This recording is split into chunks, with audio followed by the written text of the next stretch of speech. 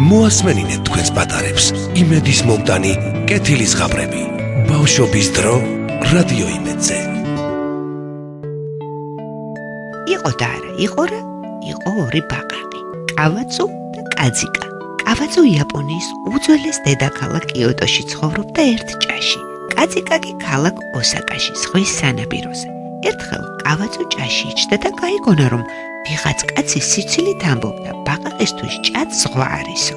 კავაცუ ძალიან თავმოყარე და ფხუკიანი ბაყაყი იყო. ეწყინა ასეთი დაცინვა და გადაწყვიტა, რადაც არ უნდა დაჯდომო და ენახა ზღვა რით განსხვავდებოდა ჭისგან. როცა გაიგო, ქალაქი ოსაკა ზღვის სანაპიროზე იყო გაშენებული, იმავე დღეს შეუდგა საგზაო მზადებას. ტანთა აბრეშუმის კიმონო გადაიცვა, წელზე მაგრად შემოერტყა სარტყელი და შიგ ლამაზი მარაო გაირჭო. როცა იმ მიდამოების ბაყაყებმა კავაცუს განზრახვა გაიგეს, თხოვეს არსა წასულიყო. აბა დაფიქრდი რამდენი ხიფათი გელის, ბოლოს და ბოლოს შეიძლება ზღვაში დაიხრჯო კიდეც. ამბობდნენ, ზღვა ძალიან ღრმა არისო, ეუბნებოდნენ მეგობრები. ეგ არაფერია, მე არაფრის მეშინია, დარწმუნებული ვარ, სინამდვილეში არც ჩვენს ჭაზე ღრმაა და არც ჭაობზე განიერიო. ანუ გეშებდა კავაცუ. ბოლოს მაინც ადგა და ოსაკასკენ გასწია.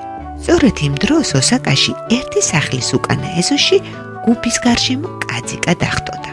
გუბეს ორმა დარბაისელმა ადამიანმა ჩაუარა. ერთმა თქვა, ვისაც ჩვენი დიდებული დედაქალაქი კიოტო არ უნახავს, ის სიკვდილამდე სულელად დარჩება. ეს რომ კაძიკამ გაიგო, დაიყიყინა. დღესვე წავალ კიოტოში და ჩვენი პროვინციის ბაყაყებს შორის ყველაზე ჭკვიანი ბაყაყი ვიქნებია. მეგობრები კაძიკას ემშვიდობებოდნენ და ეუბნებოდნენ. პატივცემულო კაძიკა, როცა კიოტოში მიყვალ გემუდარებით, არ დაიზარო. ყველა ქუჩა დაათვალიერე, რომ ჩვენც ვიცოდეთ ჩვენი დედაქალაქი ოსაკაზე რამდენად დიდია. მე შესანიშნავი მეხსიერება და დიდებული მხედველობა მაქვს, წაიდრა ბახა კაძიკამ. არაფერს გამოვტოვებ, ყველაფერს ნახავ.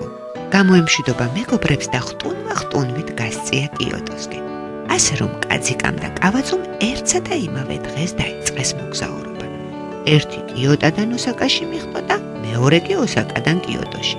და რა თქმა უნდა, შუაგზაზე ისინი ერთმანეთს შეხვდნენ. როგორც ბაყაყებს შეფერით, კაძიკა და კავაცუ თავაზიანად მიესალმნენ ერთმანეთს. თქვეს თავიანთი სახელები და მოგზაურობაზე ჩამოაგდეს საუბარი. საუბარში იყვნენ და უნებურად მაღალი ბორცვის მწვერვალზე ამოყვეს თავი.